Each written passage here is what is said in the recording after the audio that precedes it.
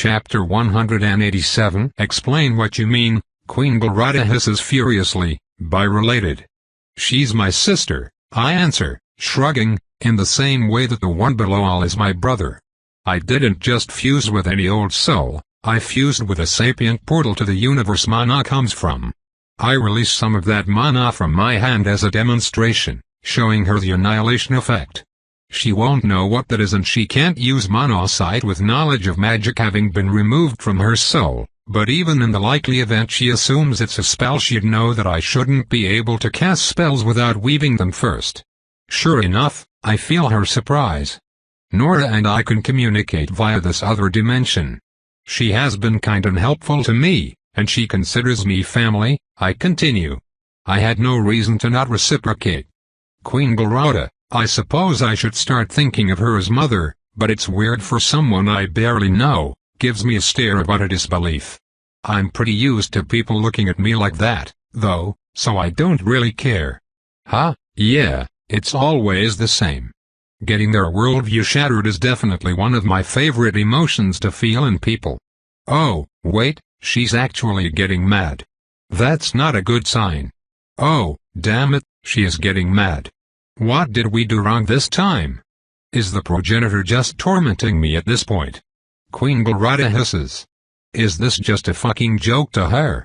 Doing this to my own daughter, of all people? What? I ask, tilting my head with surprise. Grandmama had nothing to do with this. She didn't even know Vada existed until she and Melrosa had already been the same person for a couple days. And when she finally found out about the whole Nora thing, she was pretty freaked out. Whoa, that's a lot of emotions. No kidding. She's suspicious, frightened, angry, confused, conflicted. I guess it's a lot to take in at once, especially for an old woman who hasn't really socialized in decades. Who are you, really? Queen Galrada asks. A valid question. Though one we've already answered.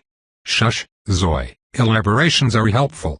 I am the memories, emotions, and experiences your daughter had contained with this body's brain, combined with the soul of a lich that was raised as a human on the plentiful wood.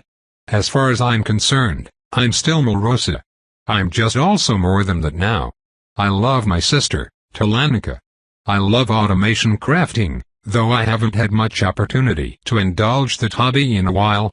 And while I don't remember you well, Mother, I'm here because I regret losing those memories and want to make new ones.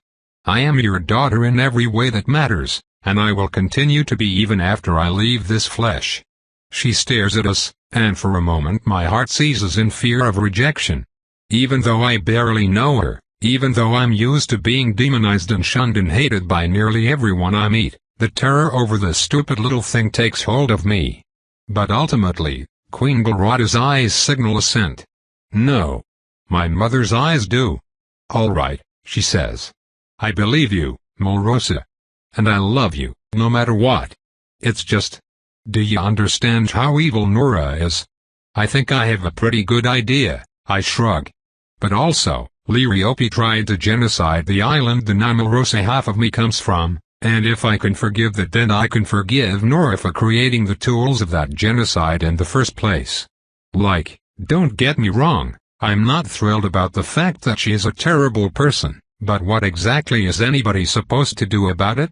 She's substantially more powerful than the progenitor. Why wouldn't Grandmama negotiate peace? Is that all that matters to you? She asks. Power. I sigh, absent-mindedly scratching my chest. I didn't really want to get into an argument today. What matters to me right now is that I'm getting to see my mom again, I tell her. Honestly, I'd just rather shelve the whole thing about Big Sis. I've had a really long and terrible couple of years and I'm looking forward to just being able to relax for a while. Is that okay? Or are you going to have to focus on this conversation? There's a lot of other things we can talk about instead. She seems bitter about that, but I get the impression that she is a pretty bitter person. Still, she ultimately assents. Of course, Melrosa, she answers. How about you tell me of these new memories of yours? I nod and get started. Honestly, This is a huge part of why I love Liriope so much. They get it. My fellow queens have been experimenting with animancy for longer than Vodka has even existed. When I explain that I've fused my soul with an immortal lich, not everybody likes that. But everybody understands, and nobody is out for my head over it. I'm still Melrosa, even just in part, and that's what matters to them because they've seen this song and dance before enough times to respect the personhood of those who change. It's a shame they don't really respect the personhood of other species, but I'll take what I can get. Our standards are extremely low. To my mother's credit, she is disgusted at the appropriate parts of my story. She does actually seem to care that Skyhope is a cesspool of exploitation and hunger, despite the fact that it doesn't concern Liriope. She even stops calling the humans savages when I ask her not to. I suppose being locked up in here by the progenitor for so long gives a person plenty of time to introspect, and I suppose Mother wouldn't care about Nora in the first place if she didn't care about evil things done to people of other cultures. Considering the genocides Liriope gets up to, though, Nora seems like a weird hill to die on. Why protest her so vehemently when there are so many other problems much closer to home? It seems weird to me, but I was the one who said I didn't want to argue about it, so I'll leave it be. I depart a few hours later, glad that we talked. My family is getting comically large, but that family is important to me. From the moment I first thought of Lynn as my mom, the moment I first trusted her with everything she'd already said and proved she would do for me, family became essential to me. I want to be able to support my family and give them everything they need, and I'm powerful enough to do that for a lot of people at once. I guess that's pretty much my life goal, when I think about it. Feels weird to acknowledge that. I fly towards where I feel Tala's soul, which turns out to just be her house. Her servants let me in, and it doesn't take long for her to be running down the hallway towards me. Mal Mal. She cheers, crashing into me for a hug. Or, Tal. Zoe. Sorry, I should have asked. I don't actually know who I am right now, so it's fine, I assure her. I guess I'm just sort of a Melrosis too. It doesn't really matter anyway, both of us like it when you call us Mal Mal. Okay, Tala says. Does this mean you're merging again?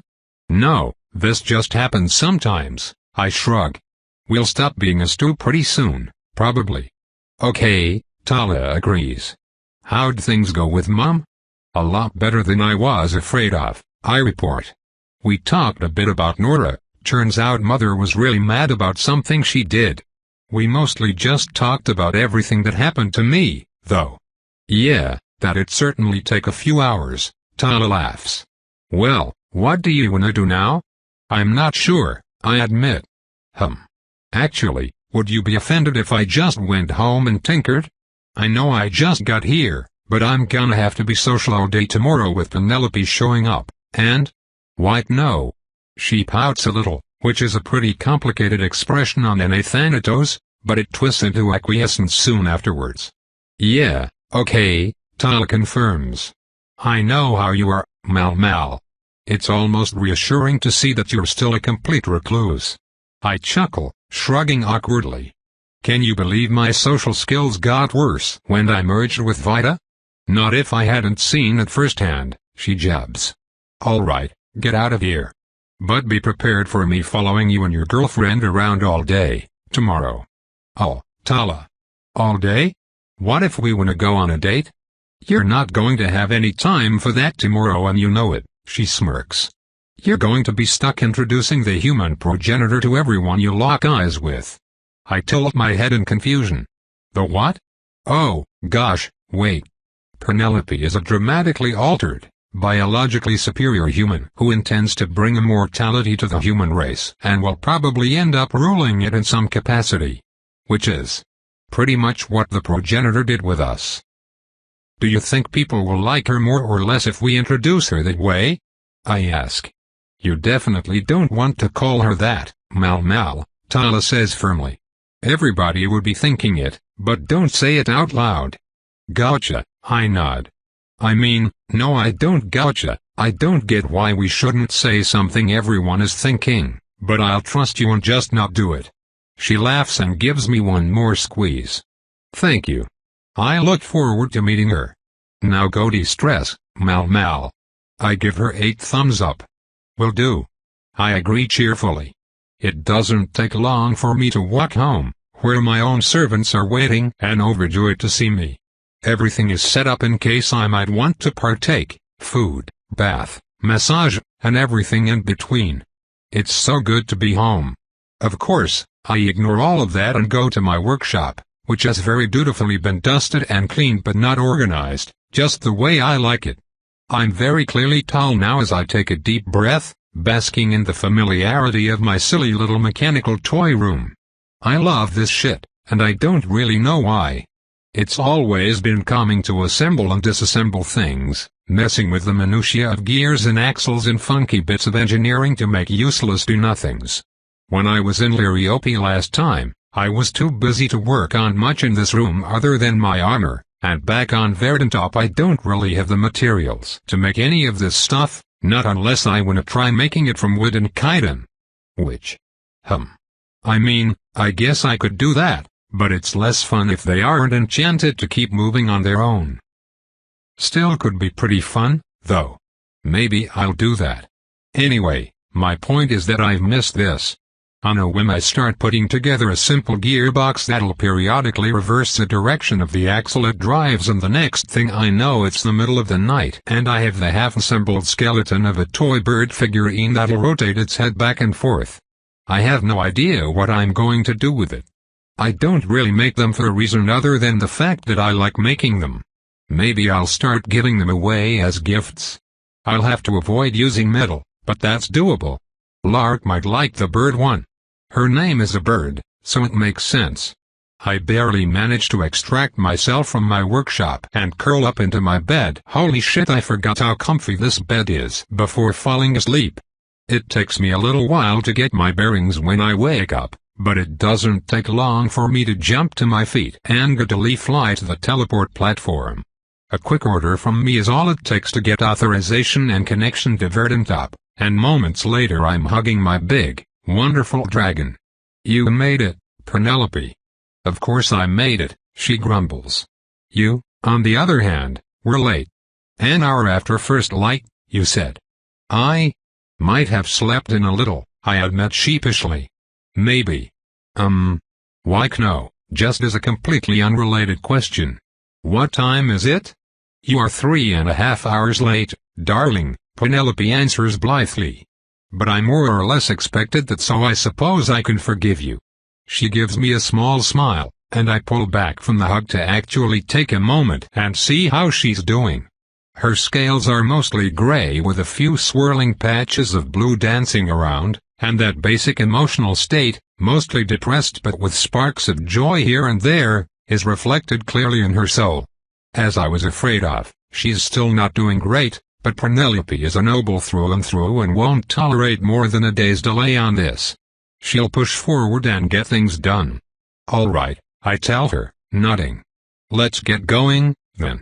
Our first stop should probably be Grandmama. Is there any special title I should be calling her other than the progenitor, as a dignitary from a foreign state? Penelope asks. Oh gosh, I don't know.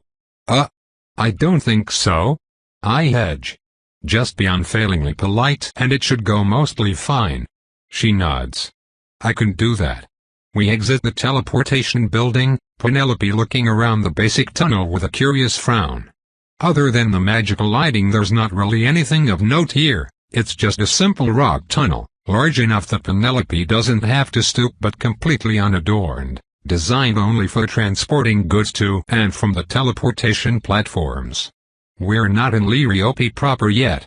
I smugly watch my girlfriend's expression morph to shock as the tunnel finally opens up into the capital city and the majesty of my home becomes apparent. God's avarice burns at the top of the massive cavern. The lush greenery and beautifully crafted walkways branching out to every corner of the city. Much like To Kill's work on Mimas, every building and every street is expertly planned for both function and form, the ease of navigation, though the city rivaled only by the beauty of the walk. Why is there so much green? Penelope asks. Huh? I manage, Green. It's a terrible color. Besides, isn't it dangerous having so much soil around? Oh, right. The people of Verdantop kind of have a vendetta against forests. It's safe, none of the plants here grow even a single percentage as quickly as Verdantop plants, I explain. Most cultures find plants quite relaxing and beautiful. I see, Penelope says flatly. How do you all not suffocate with all that fire burning at the top of the cavern?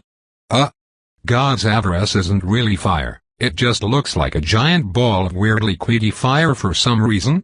I'm not actually sure how it works, we're mostly just told to never fly too close to it. Well, that just makes me more curious, Penelope mutters, her massive tail flicking back and forth behind her. Yeah, maybe we can ask someone about that, I hedge. Are you ready to go see the progenitor? Ready as I'll ever be, I suppose. Do you want to walk or fly? Penelope thinks on that for a moment, glancing around.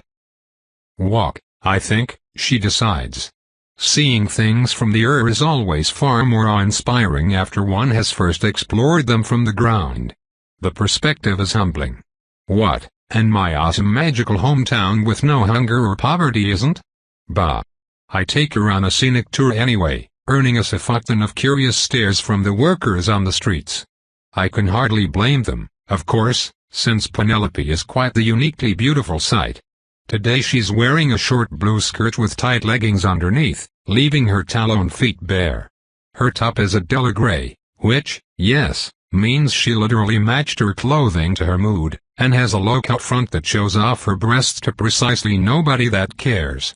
We're all chitinous bug people, so the shape of her chest is a confusing curiosity at most. Not sure what she was going for there. We don't run into any queens on our way to the progenitor's home, which is pretty normal since there aren't a lot of us. Still, it's relieving, while the workers are confused, they see Penelope with me and therefore have nary a negative thought about her presence. A princess is escorting her, therefore she belongs here. Easy. It's a good palate cleanser for the xenophobia to come. I request an audience with the progenitor when we arrive at our destination, and we only have to wait outside for about 10 minutes before we get permission to enter. I've told Penelope what to expect inside, but she's still suitably impressed by the artistry on display, from the magical weaves on the walls to the masterful mosaic on the ceiling. The progenitor herself is sitting on her usual throne when we arrive in the audience chamber. And while she's probably about an inch taller than when last I saw her, she's still minuscule and adorable. Penelope keeps a careful lock on her expression, but I can see in her soul that she, too, wants to pick up the fluffy little god queen and squish her adorable little fuzzy body to bits. And since this is Penelope we're talking about, that visceral description almost certainly isn't a metaphor. Dang it, Penelope, don't fantasize about killing my great-great-grandmother. She might notice. Fortunately, that doesn't seem to be the case. The progenitor barely even looks at my girlfriend before focusing on me, delight blooming in her eyes. Welcome home, Melrosa, she says. It's good to be back, Grandmama, I answer her. She chuckles.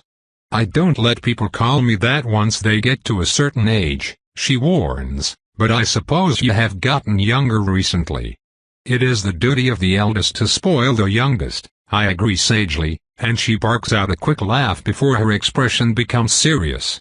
So, I heard the reports regarding supply intake yesterday, she says. Good work. Thank you, progenitor, I answer, because she's very much the progenitor right now more than she is my grandmama. Let's talk about your methods, however, the progenitor continues. It's important that these intakes are stable, and I know you're not using workers for labor. I'd like you to outline your methodology and your estimates as to the sustainability thereof. Yes, progenitor, I report. I'll start with sustainability, as I believe that to be the most salient issue myself. Both food and lumber are plentiful, and they restore themselves faster than we can remove them as long as there is enough water. However, because Verdantop's stores of water are underground, we don't currently have the ability to properly survey the exact amount available, and based on average rainfall it's very possible that we're draining the aquifers. I'd like to request a worker team. And so it goes. We talk about Verdantop for nearly 2 hours, mostly in regards to how I'm handling the local populace and ensuring a reliable intake of the resources Liriope needs, though there's the occasional more personal question mixed in here and there about how I'm doing. Most notably, of course, is the fact that the progenitor does not so much as look at Penelope throughout all of this. It's a very deliberate snub, and clearly a test, but not even a peek into her emotions gives me any hints on what exactly she's testing. Penelope, for her part, stays patient and silent the entire time, seeming almost comfortable with the situation, or at least very experienced at dealing with this sort of thing. The way her mind churns with social calculations indicates that she certainly isn't bored. Quite the opposite, in fact. She's plotting, and something about that makes her nostalgic enough to start turning more of her gray into blue. Only after we've finally exhausted every possible minutiae about island material management does the progenitor finally focus her eyes on the non-Thanatos in the room. By the by, I appreciate that you've chosen someone with actual patience to help temper you, Milrosa, she says blandly. Oh, ha ha, I chuckle awkwardly, because what else can you do when the god queen of your civilization dices you with a back-ended compliment about your girlfriend? Penelope is a woman of many talents, for sure. Yes, with a soul like hers I assumed she'd be a lot more unstable, the progenitor continues. Thankfully, I can see that she has some measure of basic temperance, so I suppose we can discuss the dragon in the room, so to speak. Introduce yourself if you're able, girl. Penelope bows her head in a manner that would be polite for a human but means relatively little to an Thanatos. But she knows that, so it's probably purposeful. I am Penelope Vesuvius, leader of Mimas and former First Lady of Vaca, she says in Liriope's language, her accent near perfect. I care not for your meaningless titles, the progenitor dismisses. I see Milrosa has taught you to speak, at least. No, Thanatos progenitor, Penelope answers, her head still bowed. Milrosa is quite possibly the worst teacher I've ever had the misfortune to request information from. A soldier by the name of Tekel from above was my instructor, given the task after a few failed attempts at comprehensibility from your great-great-granddaughter. Wow. Rude. Grandmama actually laughs at that, too. Super rude. Patience, confidence, and even wit. The progenitor chuckles. My. I suppose I've met worse upstart children playing with eternity before. You're the one who wiped out the lower levels with the plague, aren't you? You'll share every last thing you know about the exploits you found in worker and soldier biology. Of course, progenitor, Penelope responds easily. Would you prefer the report verbally or in writing? Writing, the progenitor answers, her eyes giving the slightest smile. Now then, child. What happened to that mess of a soul you have? A series of unfortunate circumstances, overestimations, and mistakes, Penelope answers simply, standing up straight. The short of it is that I was captured by a hostile Numimage and had to circumvent their alterations in order to kill them. I'm still recovering from the consequences, spiritually and mentally, but we determined it would be wise to take things slow until we could get input from someone more experienced. I see, the progenitor hums. And is that why you are here? No, Penelope answers, shaking her head. I am certainly not opposed to receiving the wisdom of your people, if any deign to offer it, but I am here because I love your great-great-granddaughter, and she wished for me to see her home. No more, and no less. The progenitor leans forwards, resting her chin on a fist. You are a skilled manipulator for someone so young, she says. Thank you, Thanatos progenitor, Penelope says, smiling genuinely. I am honored you would think so. You have my blessing to stay in Liriope, the progenitor decrees. Though I expect your written report at least a day before you depart. Speaking of departing, I butt in hesitantly, earning me a mild glower from the progenitor but not a demand to stop. Nora requested my presence on her island and told me that you would know how to get there. Confusion. Frustration. Even a hint of fear. The progenitor's reaction to hearing that is less than heartening, to be sure. I see, she mutters. to her island, she said. Why? She just wants to meet in person, I shrugged noncommittally. Well, it's true that she treats you with an unusual amount of affection, the progenitor muses. It will probably be safe. You get along with her, yes? More or less, yeah, I confirm. She can be a bit creepy, but she is nice. Nice, you say? The progenitor sighs. Well, if nothing else, this trip should disabuse you of that notion. You be very, very careful with her, you understand, Melrosa? Stay on your best behavior. Yes, Grandmama. All right, I'll arrange passage. When did you need to arrive? I was hoping to stay here for 10 days or so with Penelope, then bring some of my other friends along to go see her, I guess? I suppose that's doable, the progenitor nods. How many friends? Are they mortal? It's probably best to leave the mortals at home. I glance at Penelope, and she shrugs. Lark, in her traditional self-destructive fashion, did want to come. Jelisaveta will likely feel the need to accompany her. Is Lark mortal? I ask. Penelope blinks. That's a good question, actually. I'm not sure. Grandmama, are Vrothaizo immortal?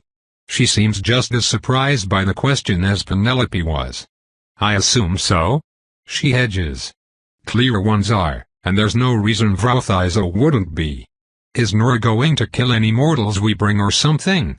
Probably not, she keeps plenty of her own, the progenitor answers.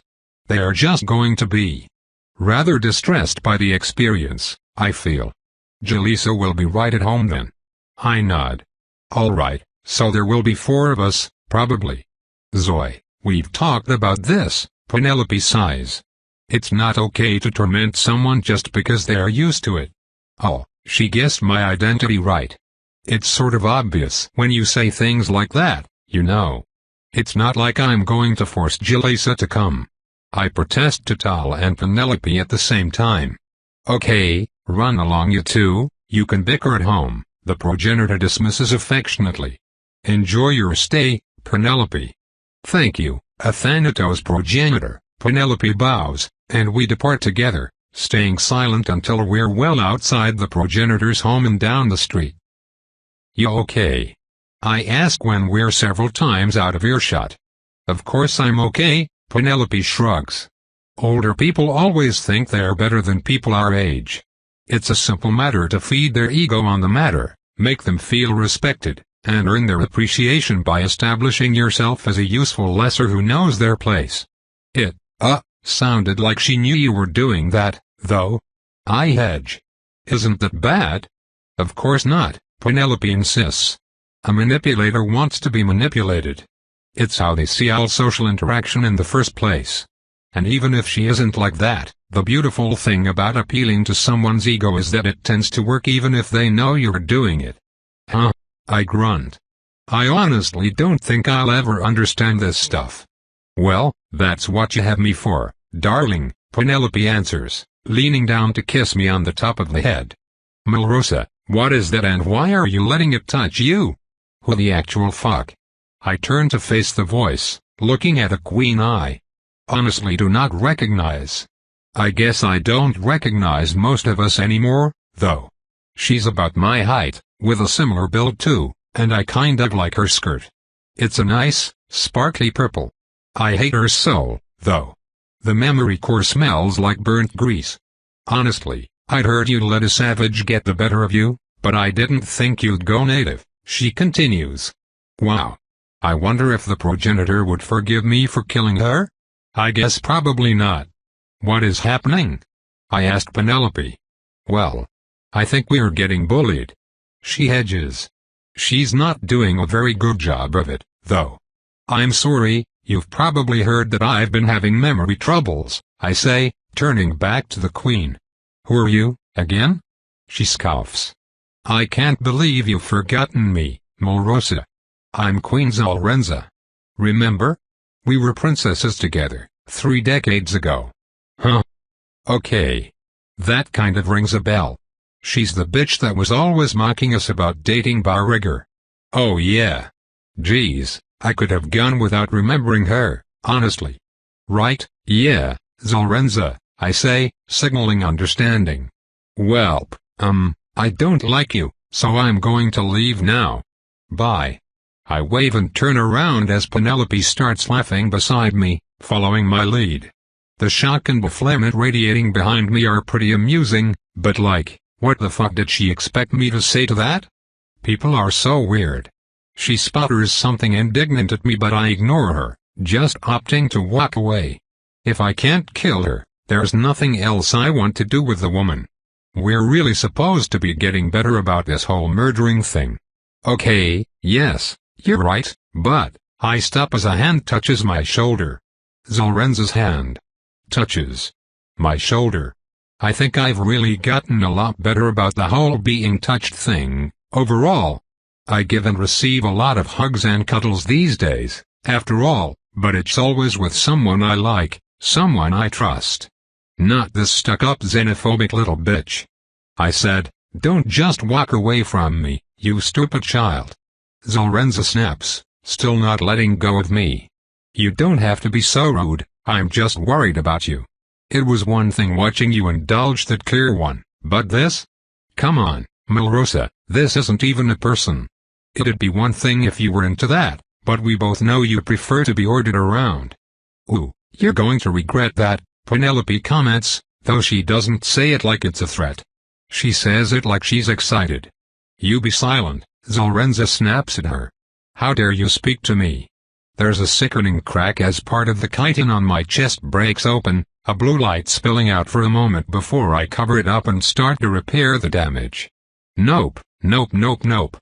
Can't do that yet. We're not ready. I take a deep breath, focusing on that disgusting sensation instead of the one on my shoulder for a while. I need to destroy this woman, but I'm not actually allowed to hurt her. This is way outside my area of expertise. Is there some way I'd just be allowed to kick her ass, or? Ah. Right. There is something. When I play ho-up ball. I hiss, my tendrils uncurling. What? She asks. You seem insistent on hanging out, I growl. And you don't seem to think my choice in partner is up to your standards. So, let's have a match. Me, Penelope, and Tala versus you and our old teachers. I need to introduce her to them anyway. You want me to team up with Queen Vanatila and Queen Agatilka to play you in ho-up ball. Really? We used to play, didn't we? I ask. You still like it? I'm just surprised you're so eager to get beaten, Zolrenza sneers. Fine. I can go ask and see if they're interested in your little challenge. It seems rather unfair for 3 queens to go up against 2 princesses and a pet, though. I am going to fucking eat her. We are not going to eat her. We're just going to make her suffer. Ugh. Fine. We'll be at the courts in an hour, I growl, and then smack her hand off of me as lightly as I can convince myself to. Which, unfortunately, isn't actually enough to hurt her. See you then, I suppose, Queen Zolrenza says dismissively, finally turning to leave. It'll be cathartic. I certainly hope so. Penelope and I watch her saunter off as I finally remove my hand from my chest, the cotton back in one piece like it's supposed to be. Sorry about that, I mutter to her. You okay? Huh? Oh, yes, I'm fine, Penelope nods. That sort of thing will probably get old as the days go on, but right now I'm mostly just mildly bemused. Sort of a novel experience, really. Some things cross cultures, I suppose. Incidentally, what's ho-up ball? A full contact sport. Her scales go full blue, with just a little hint of purple. Purple can sometimes be dangerous, but I don't really mind, given the circumstances. Oh, watch her below, I'm going to get to choke her, Penelope rumbles. I love you so fucking much. Chapter 188. Well, the game doesn't sound too difficult, Penelope muses, rubbing her chin. Rather straightforward rules, really. Yeah, you're not actually supposed to hurt people, though, so make sure to retain plausible deniability or things could get bad. Vita, please, Penelope scoffs with false offense. I am the veritable goddess of plausible deniability. You know I've studied you intimately enough to be aware of exactly what sort of damage your species can take. I do know, yes. Pain isn't really a huge deal to me, but when Penelope gets in a mood she finds ways to make me feel it. Honestly though, while I doubt I'll ever enjoy being tortured, I do enjoy making her happy enough that it's a worthwhile trade to me. It's not like we can't easily heal off whatever damage she does, too. Just be careful, I warn her. We're queens, and you're an outsider. Cause too much damage and some of us will be out for your blood. No one can complain if it's not permanent, right? Penelope clarifies. Oh, they'll complain. But they won't be able to reasonably do anything, no. Perfect, she grins. Ah, this is going to be a lovely first day. Well, at least she's not depressed anymore. Her tail is even doing that thing where it flicks back and forth with excitement, also known as the do not walk behind Penelope mood. I'd ask you not to be creepy in front of my sister, but she's pretty used to me dating weirdos, so it'll probably be fine, I sigh. Just why no. Be nice to her. Of course. Penelope promises. She's your sister, you care about her, I understand. The fact that she tried to kill us all is water under the bridge. I also tried to do that, I remind her. It was me, Tala, and Queen Agartilka. Yes, I'm aware. I was being serious. Then why does your soul feel so predatory? Whatever. I'm sure it'll be fine. We should definitely keep a close eye on her, though. Just in case. I'm not stupid, Zoe. Of course I'm going to keep an eye on her. At the very least because she is cute and I like looking at her. Not quite what I meant, but yeah, true. That's so weird to me, though. Vida had stopped looking at people basically at all. We even forgot how facial expressions worked for a while. Now we are looking at Penelope and finally understanding why people call it feeling warm and fuzzy, but it's kind of incongruous. We're a lot more physically minded than we used to be. Let's be honest, we regressed. Swapping bodies and mind melding with two different people helped us unregress. We're better like this. Begrudgingly, I have to agree. Which makes me worried about slipping again. Me too. That's why we're designing our next body to be better still, and we also have Penelope again. She can be our anchor. Boy, that's not concerning at all. Yeah, okay, we should get more of those. Like Tala. And speaking of Tala, we're almost at her house, so we should probably stop chatting with each other and focus on how we're going to rope her into another ho-op game against queens.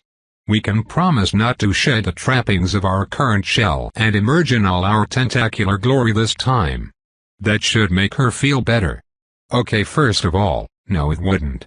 Second of all, can we actually, honestly promise that? I mean, the ho-op game would have to go super crazy for us to actually hatch out of Moros's body. I wait and give Zoe a moment to really think hard about that one. Though the nature of what we are means she's already fully aware of why because I'm fully aware of why. Still, though, this will only go wrong if things get super crazy basically means it's guaranteed to happen. I mean, no, we really need this body still and will actually fight to keep it, but I see your point. I'll think of something else to tell her. Oh, and now I'm captaining the ship I guess. Being more than one person is weird. It's nothing like how Penta and I shared a body all those years ago. Tal and I are different people, but we're not separate people, if that makes any sense. A singular train of consciousness exists between us, and not even we are fully in control of who's in charge at any given moment. It also doesn't really matter who's in charge, in a lot of ways. Tal is better at some things and I'm better at other things. But it's really more in regards to how we apply our skills than in any actual difference in knowledge or ability. Our personalities are more similar than they are different, yet there's still enough of a distinct difference between us that we very much feel like separate people. It's weird and ephemeral and supremely difficult to talk about with basically anyone other than Ultrix or a clear one, and even they don't quite get it. Only one of us can really consciously think at a time, but I just sort of know who that is, because the thoughts either feel like they're from Zoe, or they feel like they're from Tal. We really don't know any better way of describing it. It's not important right now, though. Penelope and I arrive at Tala's house, and being with her is what matters. I'm not sure I'll ever get used to how fancy the houses here in Liriope are, even considering how I have my own. It's just too surreal. We announce ourselves to one of Tala's servants, and it's not even a minute after that when she rushes outside and tackles me with a huge, four-armed hug. I squeeze her right back, using my tentacles to hug her soul as well, causing her to squirm and yelp like I just cast an ice spell on the back of her neck. No. Mal, quit it. She whines. I drop her, my eyes smug. Good to see you, sis, I greet her. Penelope, this is Princess Talanica, my beloved sister. Tala, this is Penelope. It's so lovely to meet you in happier circumstances, Penelope says diplomatically, extending a hand in greeting. Why yeah, Tala agrees, a bit breathless as she cranes her neck to stare up at Penelope's face. Gosh, you're tall. Were you always this tall? Oh, shoot, I mean, hi. Hello. Miss Penelope, ma'am. Are you giving me that hand? Can't I touch it? Penelope blinks. She likes dragons, I explain quietly. I'm superior to a dragon, Penelope answers automatically, seeming somewhat startled. Boy are you. Tala agrees, deciding that a lack of protest is the same as permission and grabbing Penelope's hand in three of her own, squeezing and prodding. Gosh, I'm really glad we didn't kill you that one time. Sorry about that by the way. I was super surprised when you countered our armor defenses. How did you even do that? I didn't see you cast. I designed my tail to maximize available area for fine motor manipulation, Penelope answers carefully, letting Tala's pokes and prods start making their way up her arm. And also to crush human skulls. That's all cool. Tala laughs. Are you immortal yet? She's mine, Tala, I remind my sister. You can't have her. This feels sort of like when I first met Xena, and I'm not sure how I feel about that, Penelope mumbles. Gosh, these really are dragon scales, aren't they? Tala coos. It's like a softer version of our ceremonial armors. The plentiful wood has a bunch of dragons living there, doesn't it? We're not quite sure how many, but yes, they are native to the deeper parts of the forest, Penelope confirms. And my scales are indeed based off of them, due to their heat-resistant properties. I can't believe you made this whole body by yourself, Tala gushes. It's so impressive. Do you think I should study more life arts, Mal? I think you're a dork and you can do anything you set your mind to, I tell her. But I'm not sure you'd actually have the attention span to do what Penelope did to herself. Oh progenitor, yeah, I bet this took years, Tala sighs. A month, actually, Penelope answers. Though it was a month during which I literally did nothing else, bar eating and drinking and so forth. I didn't even move. What? Oh gosh, Tala gapes. What about going to the bathroom? Motion arts, Penelope answers. And someone to clean my room for me. Geez, that sounds disgusting, Tala shudders. Yeah, I don't think I could even do that for a day. I'd get so bored, not to mention grossed out. How did you manage? Well, she didn't really manage, per se, she's extremely traumatized about it. Even having the subject brought up brings an ache to her soul, one I can't help but sympathize with. It was a troubled period of my life, Penelope answers tactfully. I doubt I'll ever subject myself to something similar again. Oh, okay, Tala says. There's an awkward pause. May I touch your tail? Feel free, Tala. May I call you Tala? Of course. Whoa, gosh, these things are squirmy. Penelope smirks as Tala runs her hands through the many tiny tendrils on her tail. My big cuddly dragon glances my way and I shrug, smiling back with my eyes. My sister likes to make fun of me for being weird and obsessing over things, but she's really no better.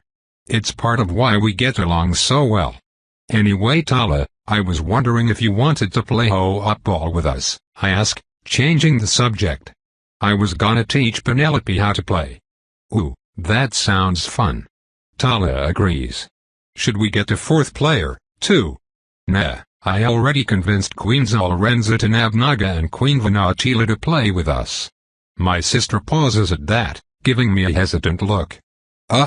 Buy with us, do you actually by any chance mean against us? Because the first time was a lot, and I'm not really sure. Quick, Penelope. I shout. Grab her.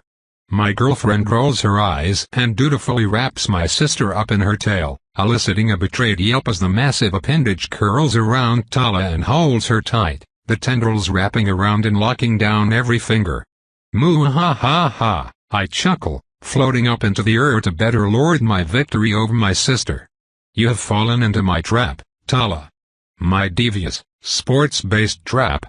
Nu, mal. My defeated kin whines. They are going to destroy us. You can't catch them off guard this time. And did you seriously have to invite Zalrenza? She's going to hate Penelope so much. That's why we challenged her to ho-up all. I declare proudly. So we can beat the shit out of her and get away with it. It's the perfect plan. Progenitor help me. Tala complains. Don't worry about it overmuch, Tala, Penelope reassures my sister, her tendrils tickling the poor girl all over. Our goal is honestly just to have fun. We won't hurt her that much. That's not what I'm worried about. Tala insists, squirming indignantly. Sure, Mal and I caught some queens off guard last time, but now there's going to be 3 of them, and they'll know what she can do. And no offense Miss Penelope, but you and your Vrothizo barely got me last time. They're a million times scarier than I am. Well, that's not so worrisome, then, Penelope grins, showing off her rows of sharp teeth. After all, what's a million times 0? Mal. Come on, I know your girlfriend is basically the queen of the plentiful wood, but up here? We're gonna get destroyed and you know it. I float over next to her and sit down on the part of Penelope's tail that has her wrapped up. I put one arm around her shoulder, and rub the space between her antennae with another. Give me a chance to prove you wrong, I say. Penelope and I haven't been sitting idle, you know. I've been teaching her everything I know.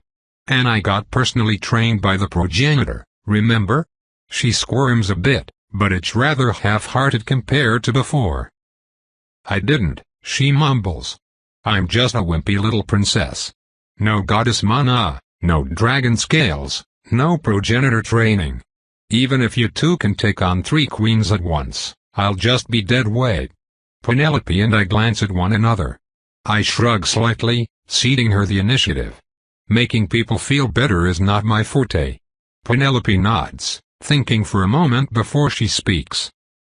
If this were any context other than your sister and I attempting to coerce you into playing a game for fun, I would tell you to get over yourself, Penelope says flatly. Which, doesn't make Tala feel better at all. You are not a queen, I'll grant you, but you are still a princess of Liriope, and it is somewhat infuriating that you don't have a grasp on how privileged or how powerful that makes you. Ugh. Is this another be happy you have food at all lecture? Tala grumbles. Which? Hey. I haven't given that lecture that often. Not this time, Penelope smirks. Unlike Vita, I've never wanted for comfort or power. I just want to remind you that you have power, far more power than you think you do. In fact, you have so much power that you've never had to learn how to fight for it. This moping is beneath you, Princess Talanica. You are a daughter of Liriope, and the bag of tricks you were born with is far wider and far deeper than most any from my island will ever dream of. You can face your so-called superiors. And with our help, you can beat them. Yeah, that's my point, Tala insists. I need your help because I can't do it, only Mal can. Sure, you need us. What makes you think that we don't need you? Penelope asks, successfully not remarking on how she could totally kick a queen's ass without my help because she is a self-made plague dragon whose name makes nations tremble. Though she definitely wants to. Manipulation involves a lot of, not lies, exactly, but carefully unrevealed truths. I can see how some of the things Penelope does match with the lessons I've been taught and the limited set of conversational techniques I've actually internalized on my own, and it's kind of fascinating watching it all play out. Tala feels insecure, afraid of failure. Which is weird, because none of her failures have any actual consequences, but Jaleesa says I should judge people for their feelings less, so whatever. I love her and I care about her, and if that means not getting incredulous over how non-existent her problems are, so be it. Tala quickly gets calmed down, or at least very, very distracted, thanks to Penelope's constant attention, and soon enough she has agreed to accompany us on our ho-up ball adventure. To the courts. The ho-up ball playing fields aren't too far off, so we walk rather than fly, Penelope finally dropping Tala from her tail. Much to the little weirdo's regret. Which I can totally understand. Penelope tail cuddles are wonderful. Getting wrapped up all warm and safe. Ah, gosh, I just love her so much. I snake a tendril out of my soul and poke her hand until she grabs on and gives me a little squeeze. Arm and tendril, we walk happily together down the half-familiar streets of my half-hometown until we reach our destination. Queen Zolrenza, Queen Nagatilka, and Queen Vanatila are all waiting for us when we get there, which is surprisingly fast. I suppose Naga doesn't really have much to do anymore? Her main productive hobby was training Tala and Vanatila, I think, just really fucking like so-op ball. She lets out a quick series of quick clicks as we approach, which is pretty much the Athanatos equivalent to a low whistle. You found yourself a big one, Milrosa, Queen Vanatila says. If I'm being honest, she found me, I dismiss lightly. She originally got together with Vita, and I was a pretty passive partner back then. Yes, I remember this one, Naga says, her eyes frowning. It was with the other savages we fought on the surface of the plentiful wood. Penelope's smile gets thinner, not that any of them can read her expression. The other savages including me, you mean? I press her. Since. White no. I was fighting on both sides of that battle. What does that even mean, Milrosa? Queen Zolrenza sneers. I sigh, ignoring her for now as Naga continues. Your situation is different, Milrosa, she insists. I'm just struck by the odd experience of seeing someone I met on the field of battle in more copacetic circumstances. The things I try to kill don't normally play ho-up ball with me. I feel the same way, Penelope agrees. Though I have to admit, I'm quite anticipating the opportunity for a rematch, however diminished the stakes. The room goes silent as the non-Athanatos in the room speaks without being spoken to. Roughhousing with Tala is one thing, she's my sister and we are both quirky little princesses that have acclimated to the idea that other species are capable of being our equals. Penelope speaking out of turn in front of queens, though. There's a reason they've been talking about her like she's barely even here. Judging by their emotions, think Vanatila and Naga are surprised she even can talk. I say nothing, though. I don't defend Penelope, even though I want to. After all, I can read her emotions too, and I can tell that she's making a calculated play. Is that so? Naga says flatly, her eyes narrowing into a stern expression. I suppose I do regret not trouncing you the moment the battle started. It would have avoided a lot of our current troubles, I feel. I can't help it. I flinch, slightly. Really, Naga? Is that what you think I am? Your current troubles? Oi, Naga. Vanatila mutters chastisingly, though her partner ignores her.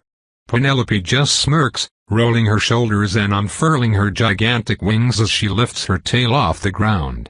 She has to lean forward a bit, counterbalancing one giant, inhuman feature against the other to prevent herself from falling, and the combination of the pose with her sharp-toothed grin is so delightfully feral that I get an urge from Tal to jump on her and start hugging her with all my strength.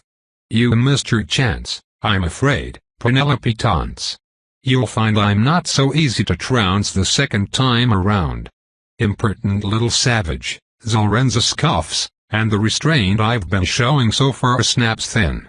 My tendrils start to unfurl, extending invisibly from my body and questing towards the targets of my ire.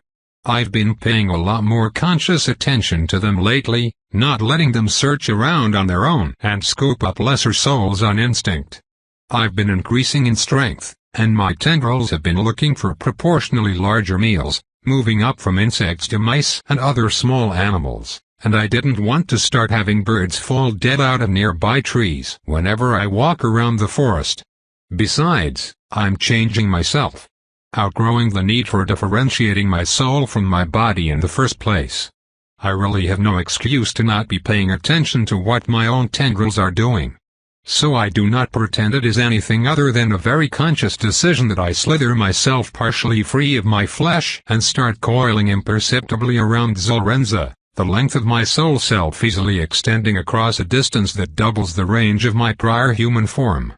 I fill the room, several dozen tendrils emerging to create a web of death, one that isn't quite touching anyone but is absolutely poised to strike at any time. Penelope does her best not to smirk. She's the only one currently casting the spell to see me. This will be a lesson for you too, Milrosa, Naga says, pretending to ignore Penelope and focus on me. If you're going to dabble with other species, you need to understand that their actions and words will reflect on you.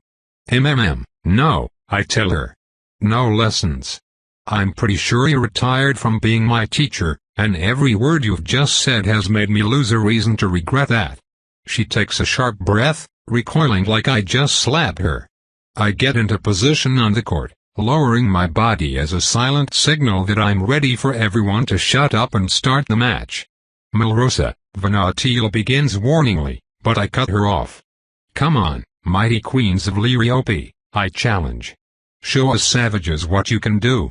Penelope stalks forwards, taking the center position, closest to the ball. I flank slightly behind her, and a very nervous Tala mirrors me. The queens regard one another for a moment before somewhat angrily approaching and positioning themselves in kind, Zolrenza across from me, Nagatilka across from Penelope, and Vanatila somewhat awkwardly facing off against Tala, the two of them giving each other sympathetic and mildly embarrassed looks. Let's try to have a good, clean match, alright? Queen Vanatila announces. Just summon the damn balls, Naga grumbles. Vanatila sighs, giving her partner a concerned look before looking towards the rest of us. Counting down from 3, she says. Ready? Ready, Penelope says for our team, just to piss them off a little more. I squeeze her shoulder lightly and she smiles. The countdown begins, and then the game is afoot. On 0, Penelope and I both burst forward, crossing each other up so that I go after Naga while she rushes down Zolrenza. This is not some kind of master strategy or anything, we've just collectively agreed on whose shit we want to kick in. Unfortunately, running directly at somebody is not exactly good oddball strategy. This is a game about magic, after all. Or at least, it's supposed to be. There are 2 balls in this game, the normal amount for any match with team sizes of 3 or above. The extra ball to keep track of offsets the insane amount of control a single queen can exert over a single ball and prevents matches from merely being a tug-of-war over who can cast the strongest motion arts. Being able to cast strong motion arts does still matter, though, and despite my prodigious tentacle range, the strength of my spells is still gated by my mana tunnel throughput, not my soul size. The only person in the room I can match for raw power is Tala. All of the queens, as well as Penelope, outperform me in terms of raw strength. Both balls lift high into the air and launch towards our hoop before our team can do much of anything. At which point Penelope leaps up alongside them, spins her body around and thwacks one of the balls with her tail hard enough to completely negate the momentum applied to it by Zolrenza. You brute. The young queen snaps, but Penelope just chuckles and fends off the next attempt to launch the ball at our goal with a backhanded slap. I, meanwhile, focus on the ball under Naga's control, redirecting it with subtle nudges so it never actually makes it to the goal like she wants it to. I'm playing defense rather than offense today, because what I lack in raw power I make up for in unparalleled casting speed. I can just cross my arms and smirk as I form myself into spell after spell after spell with nothing but a twist of will, pulling my ocean into the world and shaping it into whatever I need. Naga, meanwhile, has to dance the art every time she wants to cast, stealing the essence of the one below all and twisting it to her purposes. I can hold her off as long as I want, unless she gets a bit more creative with her tactics. Knowing her, she'll be doing that shortly. Hopefully Penelope will have scored by then. That's the point of this, after all. To give Penelope a place to shine, a place to dominate. For her to take the magical education I've been giving her for months, which, while I admit I'm maybe not a great teacher, has still been giving her the baseline for a much more powerful and much more robust casting system that she has voraciously invested herself in learning.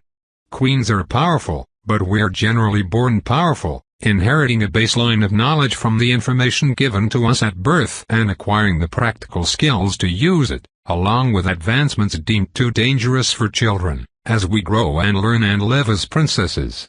Our strength is hereditary, fought and claimed by the progenitor and given to us as gifts. Most of us are not researchers, we just take what we are given and use it to completely overwhelm basically everyone else because we can, and why would we need more power and knowledge than that if it doesn't inherently interest us? It interests Penelope, though. She's a genius, way smarter than your average queen. We just need to get her in a situation where they can't deny that. Where they have to face the fact that she is a person. I don't know a better way to get people to listen than a show of force, though I wish I did. I bet Jelisaveta could come up with something insightful to say, and Lark could just act cute until everyone starts acknowledging her personhood out of pity. I can't, though. I only know how to fight. It's so fucking hard to believe in the idea that I can succeed at anything else. This is a game of magical superiority. Zolrenza shrieks in frustration. Yes, and I'm demonstrating my superiority at life arts, Penelope says patiently as she tail slaps the ball towards the goal, Vanatila barely managing to pull their team's hoop away in time. Since my body is apparently all I need to deal with you, perhaps you should look into enhancing your own. The progenitor already designed the perfect form, you disgusting lizard. She shouts back. And then the air flash freezes in a massive column around Penelope, from an anchor on the ground all the way up over and around her body and head. Only her wings and tail emerge from the solidified air. It's an impressive spell, powerful and deadly far beyond what I thought Zolrenza was capable of.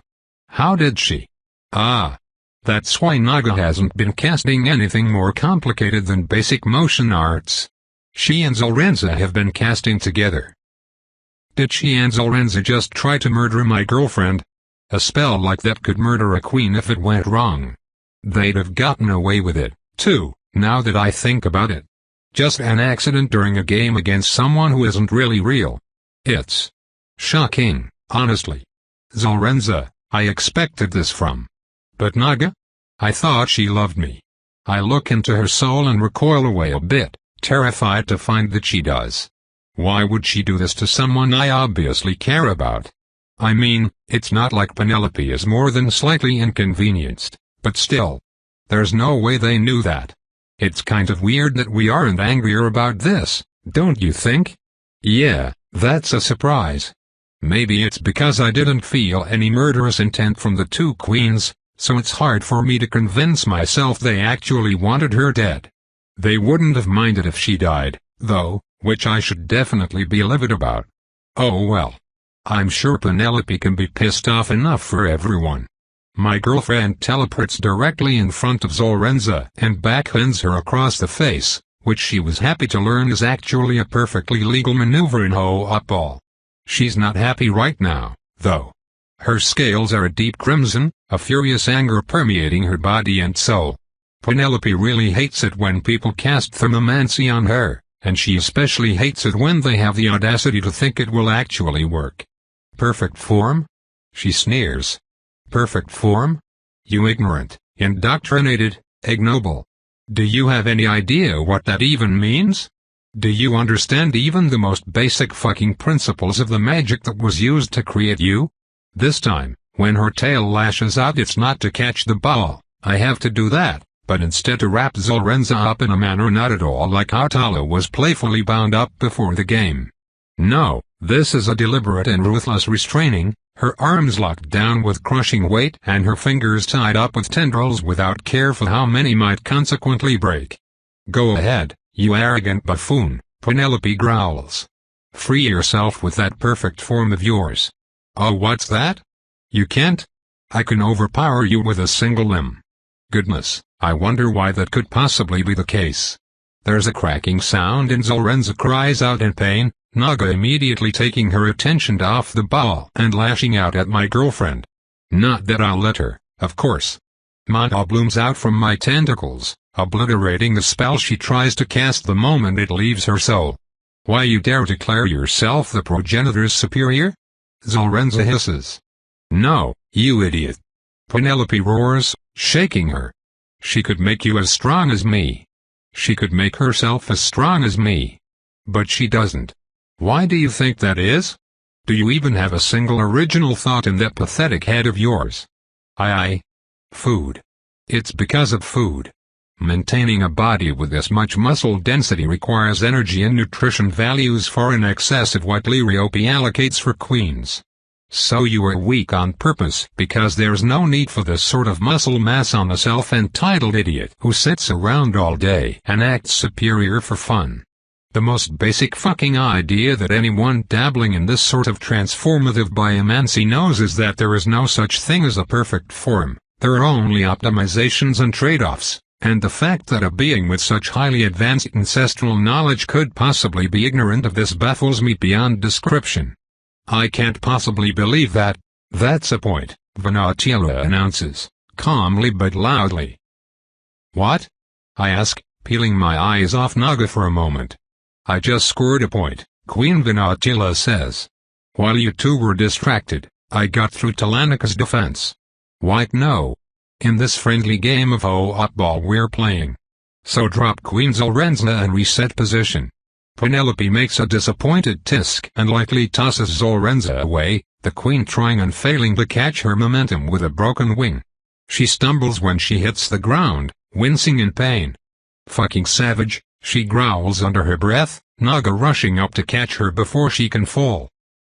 Let's take 5 for a healing break too, Vanatila suggests. Alright? She's staring directly at Penelope when she says that, so Penelope nods back. Of course, she agrees, her scales turning wide. Vanatila signals agreement and heads over to check on her teammates. Hesitantly, Penelope, Tala and I group up to do the same. Sorry guys, Tala mumbles. I couldn't hold her off. It's fine, I assure her. That one was our bad. We didn't coordinate with you. I think we just backslide a little, Vita, Penelope says hesitantly. I blink, caught off guard a little. Because of the lack of coordination? I ask. No, because we invited people to a game with the explicit intention of torturing them as much as possible, she says. Oh. Right. Backsliding into being horrible people. But. I mean, you can't say Zorenza doesn't deserve it, I hedge. I'm pretty sure she just tried to kill you. Well, yes, but. You know. Alcohol at parties should still be avoided by a recovering alcoholic, I sigh, finishing a quote from Julie Savetta. Okay, fine. Sorry. I should have pulled you back, not encouraged you. Now we're in a problematic situation, diplomacy-wise, Penelope says. I'm fine with writing off Zorenza as a lost cause, but Queen Vanatila seems nice enough and we just. Well, even if I get the impression she doesn't approve of Queen Agartilka's position, you did say they were lovers, didn't you? They are, I confirm. So yeah, we have to assume she'll side with Naga, especially if we act like total assholes. Ugh. Why can't we just establish dominance and be done with it? Well, I think we could, especially if you stopped holding back. But getting furious at them is just going to reinforce their negative stereotypes of us, and yes, I know I was the one who just did that, but, well, that's part of why it needs to be said. I'm really not ready for this sort of thing yet, Vita. I'm sorry. Is everything okay? Tala asks hesitantly. I'm a little lost. And things got kinda scary back there. Apologies, Princess Delanica, Penelope says. We should have nipped this plan in the bud long before dragging you into it. I mean, yeah, it was a pretty stupid idea, she agrees. Zoe, maybe you should see if Tal wants to come out. Penelope suggests. She might handle the situation more elegantly.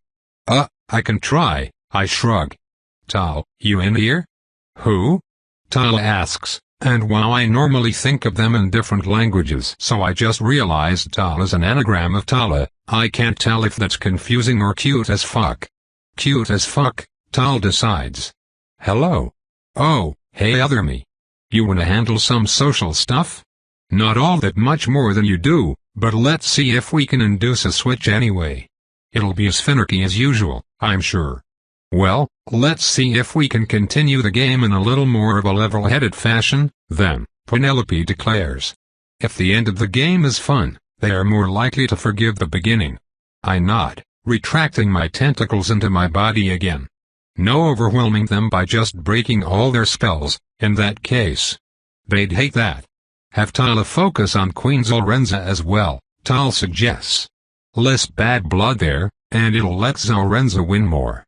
Penelope, you handle Vinatila, I say. She'll probably enjoy getting a little physical with you. I'll keep handling Naga, so you head to Zorenza's side, Tala. Okay, she agrees. That makes sense. Good. We break up and return to the center of the field, silently indicating we're ready to continue. The queens do the same, Zorenza flexing her previously broken wing and glowering furiously at us. I've got a proposition, Queen Vinatila announces.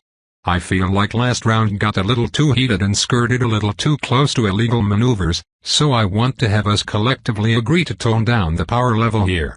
Smaller spell workings, no team casting, and no injury level force. Deal. Deal, I agree immediately. Good, Vinatila says, taking the middle. Penelope lines up across from her and we get in our altered starting positions. Since Vina got the last point, it's my turn to count down to game start. I do so, and the game begins again. Things go better this time.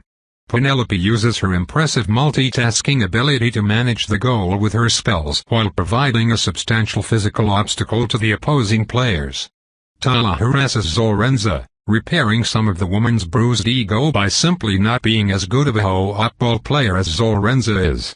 It isn't enough to offset my oppressive offense, though.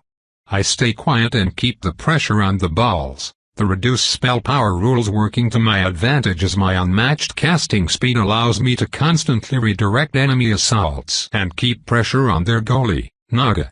We score the next point. Zorenza scores next, then Vinatila, but then I get 3 goals in a row.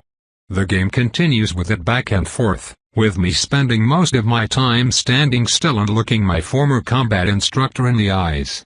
I'm disappointed in her for how she treats Penelope, though I guess I shouldn't be surprised. I also just want to beat her on general principles, to prove to her that my unofficial title of War Princess is earned, and it's because of Vita, not in spite of her. We've become something more together. We do, ultimately, win the game, albeit by only a single point. Things went down to the wire there, and the final goal was accompanied by quite a few cheers and groans. I, unfortunately, can't bring myself to be too excited about it all. Penelope is right. We kind of fucked this all up from the start. I think Vinatila earned some healthy respect for her, but the other two? No way. We could have maybe gotten Naga on our side, but now? I don't even know what to say to her. She's approaching, though, so I guess I have to think of something fast. Good game, Queen Nagartilka says. Yeah, I agree. Good game. There's a pause. Silence stretches awkwardly, but I'm too lost to know how to break it. Naga manages to find some words, though. Seeing you grow up so fast terrifies me, she says softly. Because the person you're becoming doesn't seem to have much to do with who you were. Ah. My chest clenches and the silence returns as I try to think about how to answer that. A human I care about once told me that if you obsess over certain aspects of someone, you'll end up missing everything else about them, I say slowly. If you don't like someone, you'll find plenty of reasons to continue not liking them. If you love someone, you'll ignore most of their negative attributes. I think if you're scared of me not being Melrosa, it just means you're only seeing the half of me you're scared of. I'm still me, Naga.